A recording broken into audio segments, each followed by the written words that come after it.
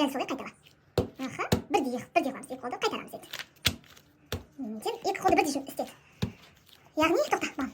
Енді екеуін бірдей көтер қолың, екі қолын көтер. Көтер екі қолыңды, көтер. Енді маған өт, келесіге өт. Олай емес, қате қылдың. Қайтар енді ақыға. Бірдей. Алдыға. Я, істей бер.